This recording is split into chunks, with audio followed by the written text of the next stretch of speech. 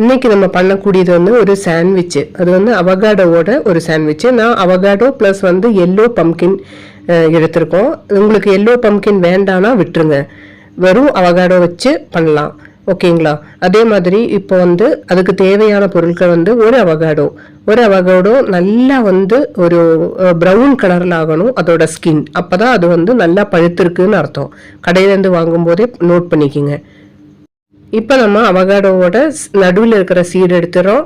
அதே மாதிரி எடுத்துட்டு அதோட ஃப்ளஷ் மட்டும் எடுத்துட்டு மிக்சியில் அப்படியே அடித்து வச்சுருங்க. வெங்காயம் இங்கே ஆட் பண்ணியிருக்கேன். உங்களுக்கு வெங்காயம் வேண்டானா போடாதீங்க.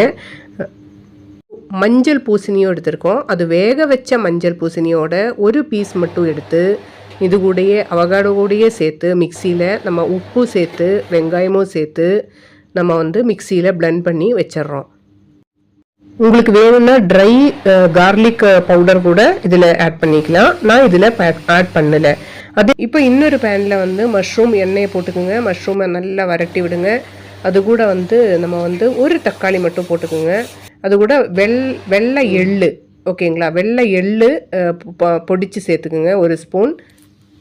இது குக் ஆகும்போதே கொஞ்சம் பால் ஊற்றிடுங்க. அது பிளான்ட் பேஸ்டாக இருந்தால் ரொம்ப நல்லது. சோயா மில்க்கு அந்த மாதிரி இருக்கிற மில்கெல்லாம் இருந்தாலும் நல்லது. இல்லைன்னா நார்மல் மில்கே கொஞ்சமாக ஊற்றுங்க. ஒரு 2 ஸ்பூன் 3 ஸ்பூன் அந்த மாதிரி ஊற்றிக்கிங்க.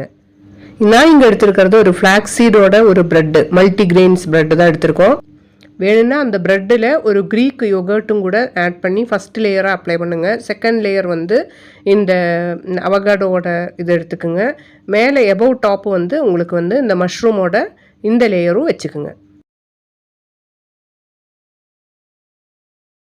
இப்போ உங்களுக்கு ஹெல்த்தியான எந்த விதமான கலப்படமும் இல்லாத ஒரு உணவு உங்களுக்கு கிடைச்சிருக்கு. அது ஸ்டொமக் ரொம்ப ஃபுல்லாகும். குழந்தைங்களும் விரும்பி சாப்பிடுவாங்க.